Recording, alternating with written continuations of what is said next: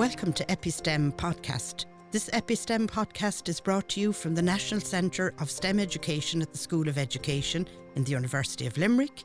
I'm your host, Geraldine Simmie, and I'm the Professor of STEM Education here at the Centre and the Director of EpiSTEM. And my co-host, Michelle Starr, and I am the Research Liaison Officer in EpiSTEM.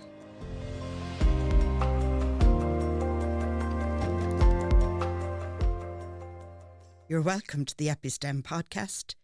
Here's your co-hosts, Geraldine Simmie and Michelle Starr. And we're here with you today. We're together. We're just the two of us today. We don't have a guest speaker, so we're going to have a connection about the STEAM education project that we are involved in with 9 schools. Now 9 schools have registered since our last podcast, so that's absolutely fabulous. We'll be telling you about them, and we'll be looking at different aspects of the project as we're going along. And STEAM education actually is very interesting. Somebody asked me, was it earlier today, what the A stood for?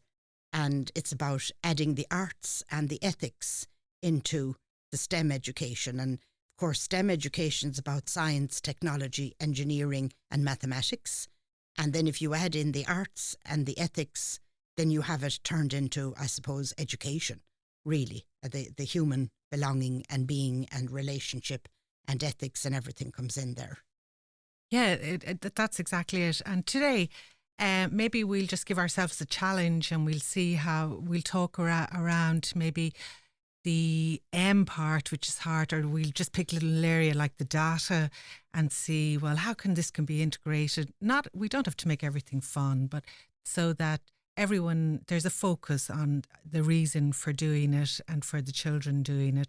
So our challenge today will be talking about that. And of course, always being mindful of the project. It's all built in around social justice. And that means equality for all of us in the world. So, and you can imagine yourself how you can link the two. But we will, Geraldine and I will challenge one another and get through this. We will, Michelle. And I mean, the M part is our mathematics, our mathematical intelligences. Absolutely. And I guess as literacy across the curriculum, it's often, it's that part of it that's called numeracy across the curriculum as well.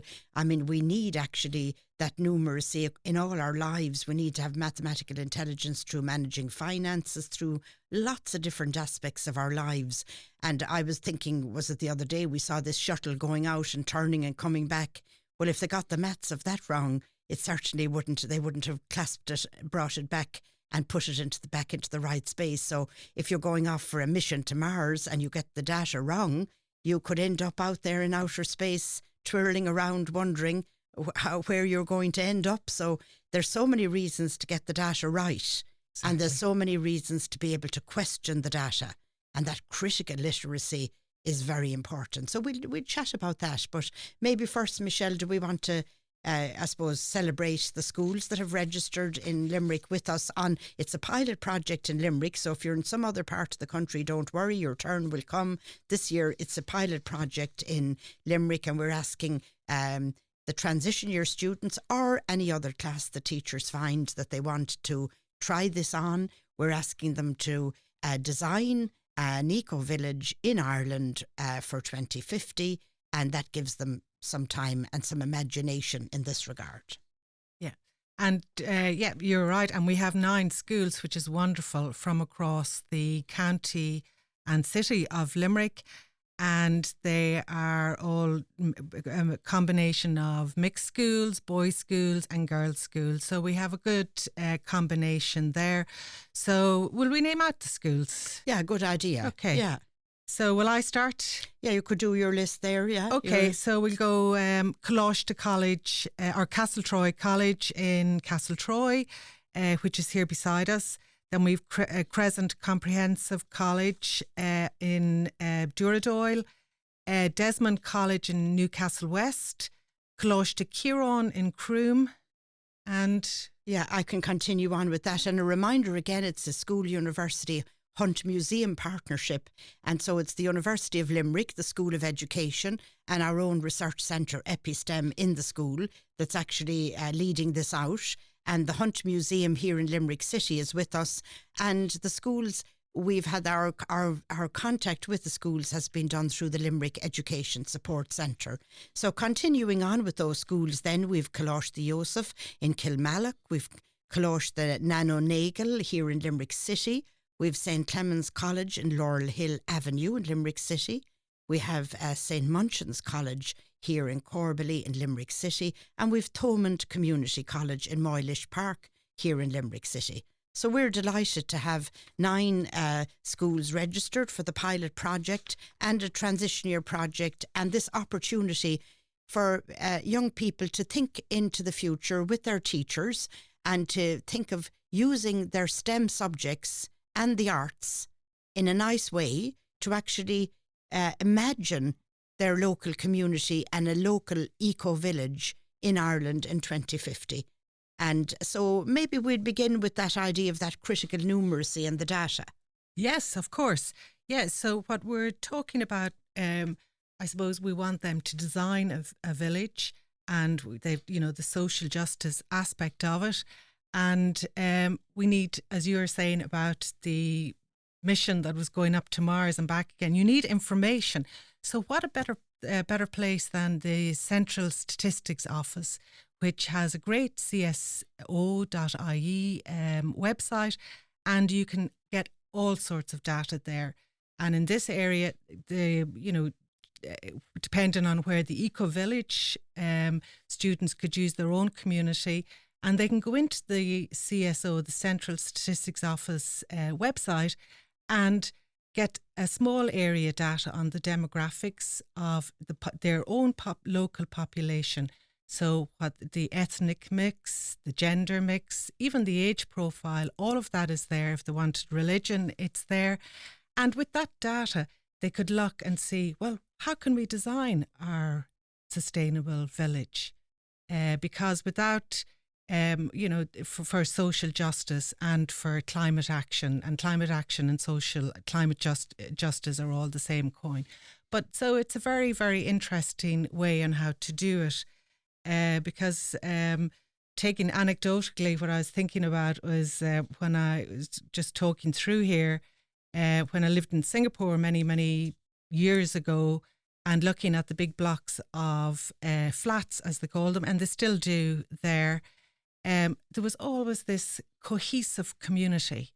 And from the very beginning, the government there had plans where they would make sure there was a good ethnic mix, social class mix and age mix, because they saw that having multi-generations within a block was very important.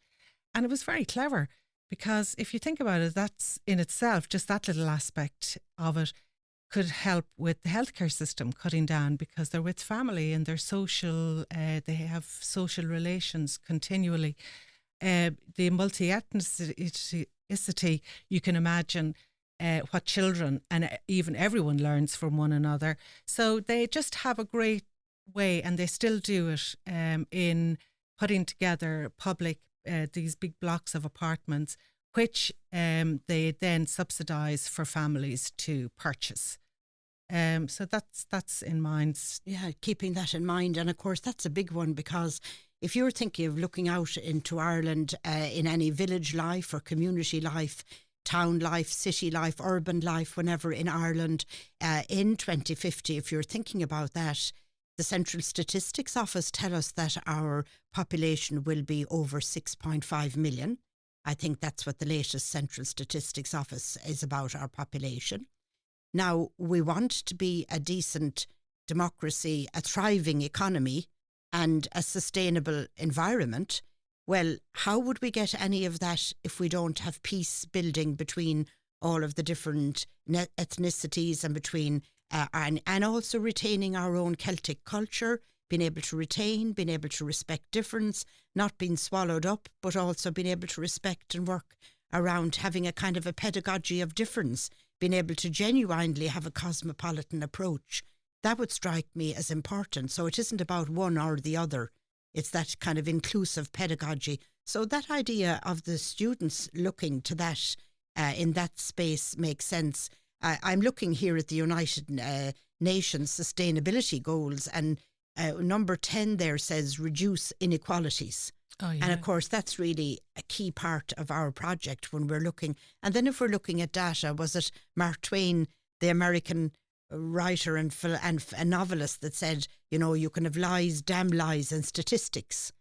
So if you've got to look at where's the statistics coming from. Is it a reliable source? What's your sample size?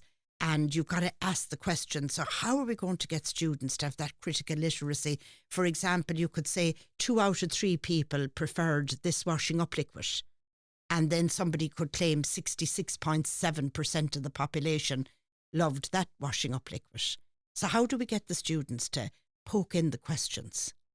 Yeah, exactly. It's just, well, it's about when they're going through the data and they can understand, they see what is there, and they could even relate it to their own communities, and they could try and pick up on, okay, I didn't realise maybe it was such multi-ethnic mix who lived locally.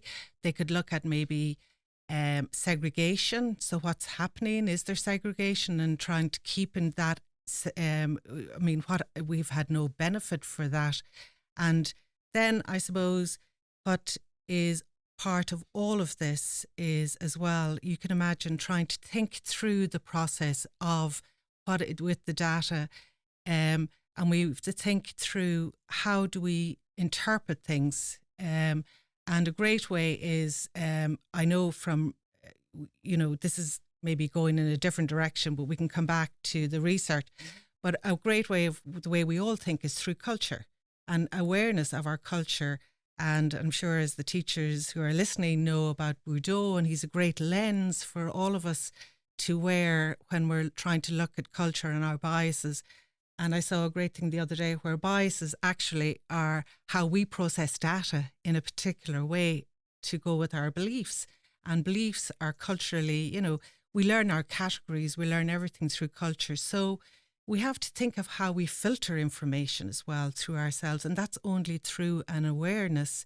So there's a lot happening here for for all of us to put together. But it does merge together, in bite-sized pieces. And I mean, data is important and how we interpret it. Yeah. And I love the idea of actually staying with the complexity of this anyway.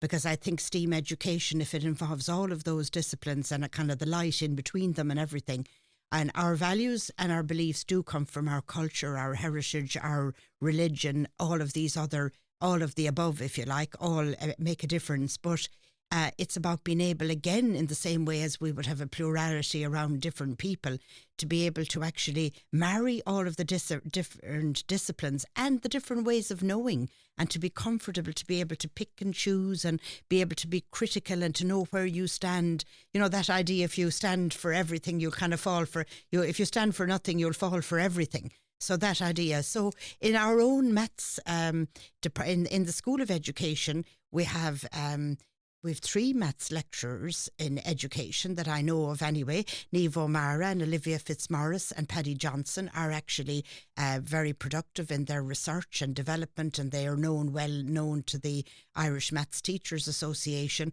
And we also lead out the PDMT, the Professional Diploma in Mathematics for Teaching, to a great number of teachers trying to upskill in maths, and that's actually underway, even that recruitment for a cohort 5 again in January. So that's maybe an advert from the school now. But we are very interested in that question of numeracy across the curriculum, and actually mathematics, and the young people having the facility to be able to ask those critical questions.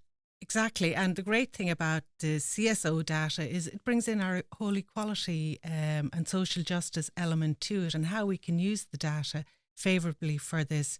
So we'll have an educational system and a community, a cohesive community for everyone. And how will that look? And that will be the young people who will decide how will that look. And maybe other ideas that we have, we were just talking, yourself and myself earlier, it's about merging technology into the whole social justice and design in the village. And you were talking about some great advances going on in Denmark. Yes.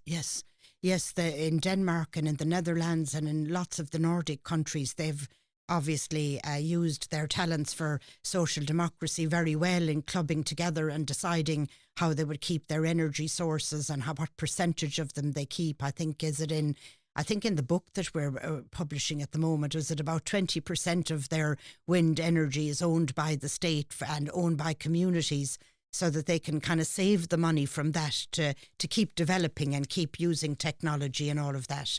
I think if we move to our climate justice and our green transition and our climate justice, I mean, the one that fascinates me, I think this week is maybe the bicycle lanes, particularly in the Netherlands. We've that example of, the investment by local government in the Netherlands. They've about 30,000 kilometres of bicycle lanes or whatever. I can't remember how many thousand it is. I probably, like Ronald Reagan now, I'm probably getting the data wrong. But, they've thousands of kilometres of lovely flat land, and I suppose it's ideal countryside for cycling. We have a Great Western Way in Mulranny, and think, Rathdowney and Dunleary have something as well, that they've kind of brought in some solar panels and some stuff like that. But what's really interesting is that the Netherlands has been investing in these piezoelectric tiles. I don't know, have you heard of them? I have heard of them, but tell me how they work. Yeah. I don't really understand or know how exactly they work. Well, I suppose I'd explain, it's like a little quartz, like silicon dioxide quartz, and at an atomic level, it's, you've silicon and oxygen, and when those two get together, there's a slight polarity set up between them, because they're not exactly, one pulls a little bit, the electron a little bit more to the other. So one goes a little bit positive and the other one goes a little bit negative. So when you squish it and give it physical, when you give a physical squish to it, you actually generate a little bit of electricity. So a footprint on a piezoelectric can actually, I think, get a bulb lighting for 30 seconds. Wow. So if you took all millions of people going home from work in London every day, and every time they made a footprint, you probably get the lights on in a place like Lister and Varna that I grew up in. You probably get the lights on there for at least half a night, if not a full night. So they're looking at this mechanical energy being turned into electrical energy. So what the bicycles do is the bicycles cycle along these piezoelectric tiles in the Netherlands, and as they cycle along the tiles, they're using the mechanical force to generate the electricity. And this electricity then is stored, and that, coupled with solar panels and all that, means that every so many kilometres along their cycle lane, they have electricity generated from the bicycles just cycling. And so they use that to recharge their bicycles. I think they can charge a little scooter, and they can charge your bicycle. So you can cycle along and get a charge whenever you want from your work, the workout you're doing. And they also charge these security cameras so that you have a safe place to cycle. So you have security cameras there as well, making it a safe place to cycle. What I loved about it, because I'm lazy in terms of doing, those 10,000 steps a day. 10,000, I mean, I go out for a walk every now and again or go on the bicycle. I like to do a bit of dancing, but I am really lazy when it comes to doing my 10,000 steps. And I was thinking the other day, I wonder if I walked along piezoelectric tiles and they were showing me light, would that give me a bit of inspiration? Anyway, I don't know, what your thoughts? Well, you can imagine the amount of energy you'd create, which would be wonderful. What I love about this is I'm just can't wait to see what the students turn out when they hear about projects like this. And there's many more that we will discuss, and there's many that they're going to find. I mean, converting our own footprint, our own cycling into energy that can be used locally. I mean, it's just amazing. Yeah. The only sad thing is, I suppose, we don't have the bicycle lanes like they do in Denmark, but we have to start. We'll have to start getting Absolutely. encouraging the politicians to do it. Absolutely. And to have the lanes, and to have the power bicycles, and to have actually the tiles. The piezoelectric thing, the interesting thing is, have you got one of those gas lighters at home that you can press and light the candle or whatever? Yeah. Well, that actually is a piezoelectric. When you're pressing on that, you're pushing on one of those little quartz, and a little gas is going up, and the voltage is giving you the little spark and the flame at the top. All the science we're learning here today. There's a bit. But actually, I mean, we're nearly finishing, but I'm nearly at the end of the podcast today. But I'm just looking here at the junior cycle. I think it is from the junior cycle values, and they have key skills and these statements of learning and all that. And one of their statements of learning is, it says, values what it means to be an active citizen with rights and responsibilities in local and wider contexts. So what I was delighted to find on page 53, I mean, I didn't find it explained throughout the document that much on the junior cycle framework. Yes. But I'll just read out for you what I found on page 53. It says, I understand how government and politics works in Ireland and elsewhere. I understand that as citizens we all have rights and responsibilities. I respect the rights of minority groups in society. I feel inspired when I learn about ways that active citizens can contribute to building a better world within their local communities and in the wider world. I am willing and able to think carefully and take action for change on issues that concern me or my community. Wow, that says a lot, and it says a lot, doesn't it? That is. And that's in the framework. That's in the junior cycle framework. Okay. So, I mean, it sits in very nicely. It's exactly what it's... I mean, the project we're looking at, it'll be only about an hour a week of class contact time. It's only about to inspire imagination. The students are now beginning to plan this. But isn't that a wonderful approach? Isn't that a learning statement? Wow. That is a wow learning statement. And our project hits everything there. Yeah. Because it's, even myself, I feel there's a lot of awareness you build up and develop and you learn through doing a project like this. Yeah. So are you okay if we finish up? Yes. And I just want to, before I finish, I want to say that our music today on the podcast was also by Avril McLaughlin. And Avril is a lecturer and a researcher here in the Irish World Academy of Music and Dance. And we will explain to you in the coming weeks why we're interested in bringing in community music into this podcast and what it has to do with STEAM education. But we're going to get you to think about that for the moment. So the piece of music today is a waltz. It's called Tears, and it was written by Jerry Holland. And Jerry wrote this music in Cape Breton in Canada, which is a part of Canada where there was a lot of Irish immigration to, and where there's a lot of really good Celtic and Irish music being played. So we listen now to the waltz Tears, and from myself, Geraldine Simmie, Michelle Starr, our co-hosts at the EPI STEM podcast, we'll say bye-bye and we'll hand it over to Avril to play us out.